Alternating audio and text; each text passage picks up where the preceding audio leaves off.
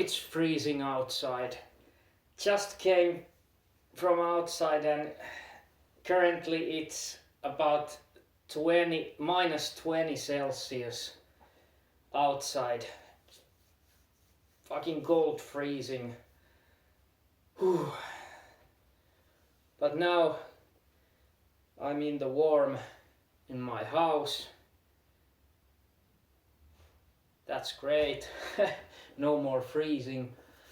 And today I want to talk about a little bit more, or actually quite a lot more, about this continuing horrible PS5 situation. And my main question and also my main topic in this video is, can Sony fully recover from this horrible PS5 situation? Has there been enough damage already that they can't really fully recover from this? And I mean,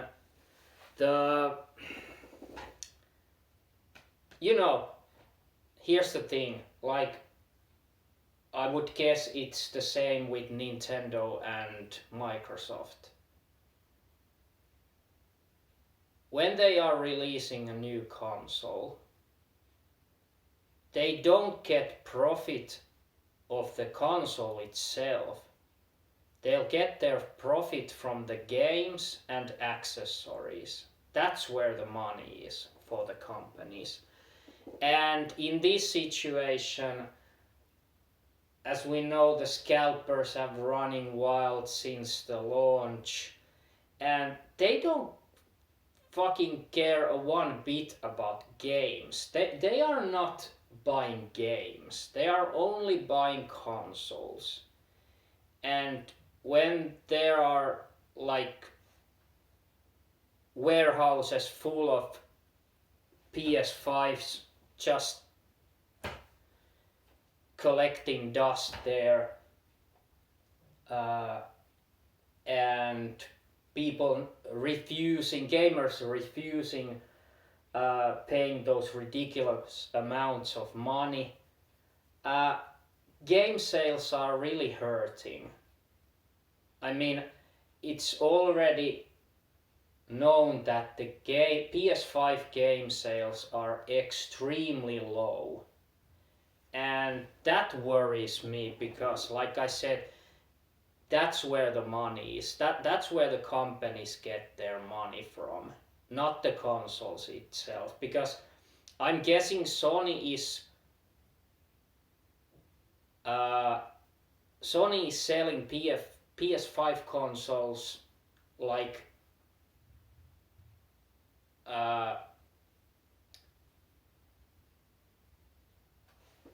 I think one console costs more to them than they ask for it.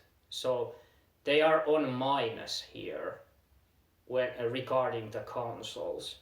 So they need to sell lots of games and accessories. And the situation right now is just too damn dark. It's not good, and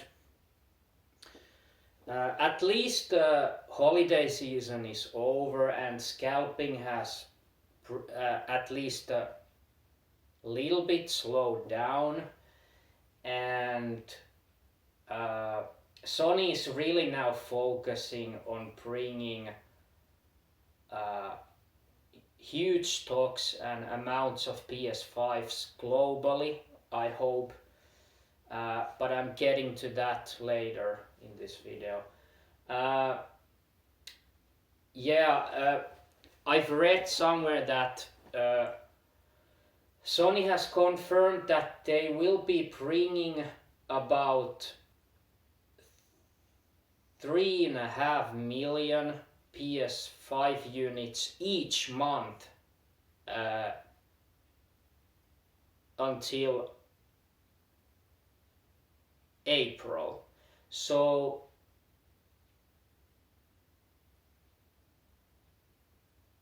in my mathematic counts, it means uh, about 14 million consoles uh, in the coming 4 months or 3.5 months. So that's a huge amount of. If Sony can pull that out, uh, if Sony can succeed in that, the situation will get so much better. But anything can happen. We still live in a pandemic, and we don't really know if this suddenly just goes much worse. So that would affect the manufacturing, of course, the manufacturing of PS5s. But I really hope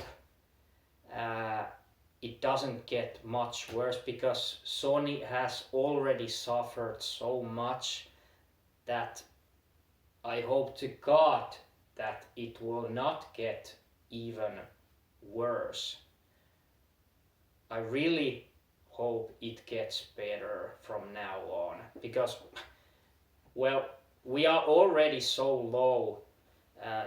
The situation is just so horrible that I can see pretty much the only way is like up, like getting better. So yeah, speaking of restocks, I just read that UK is getting huge restocks across the country. This week, I think they probably has already got their restock, or they will be getting their stock today or tomorrow. But I've read this week. But that gets me a little bit worried about the, lesser market areas, like where I live in Nordic Scandinavian countries like Finland, Sweden, Norway, Denmark. We haven't got any love since the launch, pretty much, here in Finland. I just contacted my web store where I pre-ordered my PS5 and asked them if they have got any new news about the restocking of PS5, and the answer was pretty predictable, like I guessed, that they have no idea when to expect new PS5 consoles here. So I'm just worried about when will we and other lesser and much smaller market areas get the attention and love from Sony. I'm worried about that, because they pretty much focused on US market area on the holiday seasons. They wanted to make sure that the US were getting new restocks from time to time, and they got, but of course they were running out of stock immediately. But that was that was already, like, everyone knew that would happen. That was like automatically happening, no question about that. But yeah, I'm just worried that when will the smaller market areas get new restocks, because right now it seems like they are focusing on UK, because that's the biggest market area in Europe, I would guess. So of course they are focusing on UK, and I'm happy. Of course, I'm happy for the UK gamers that they will finally get nice restocks to the web stores, and I don't know, even some local stores. I still don't know if Sony has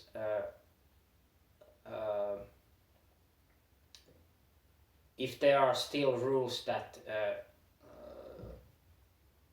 they can't sell PS5s on local stores. Still don't know if that's the case. I would think it is still the case. But yeah, I'm happy about the UK gamers, and I have a message for my YouTube pal Joel. You are probably watching this, so please buy me a PS5 from UK and send it to me. I'm tired of waiting. Just kidding. But yeah, I'm really happy for UK gamers that they will now get at least get a chance of getting a PS5. I don't know what we are talking about, the amounts of, but I've just read it. It's a huge restock, huge amount of consoles this week coming to UK. So yeah, my just big question is, when is our turn? Like Scandinavian countries and other lesser European countries, when is our turn? When we get the attention from Sony? Because, and like I said, I'm also worried that as long as the selling is pretty much only online, the scalpers will be there first with their dirty fucking hands. I'm sure of it. Yeah, it might have cooled down a little bit after the holiday season, but it's not over, because I know that as long as the demand is so high and just stocks are so low and Sony just focusing on online, the scalpers are doing their best to ruin this fucking whole situation and just get it even worse. So please, I hope that Sony will give a green light to that they the local markets can finally sell their consoles from their store shelves, because that's the way we can harm the scalpers. Scalpers are not going straight to they are just doing their shit online. They are not like walking in the store and I'm going to buy 100 PS5s now. Give me 100 PS5s. No, they are not doing that. They are just doing it online. So if Sony decides that now it's time and now it's cool to actually sell those consoles from the shelves, it automatically means that the scalpers are hurting. the scalpers will suffer from that. So yeah, as long as this is just online, the scalpers will be there. Unfortunately, that you can't really do anything about it. It's just a fact. And yeah,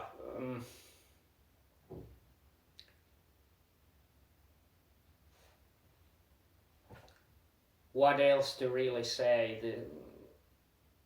I've pretty much said it all here that I wanted to say. I just hope that everything goes as planned for Sony, that they are able to bring about 14 to 15 million consoles in the coming 3 or 4 months. That would ease the situation so much. But like I said, have they already suffered enough that they can't really fully recover from this situation? I'm not saying that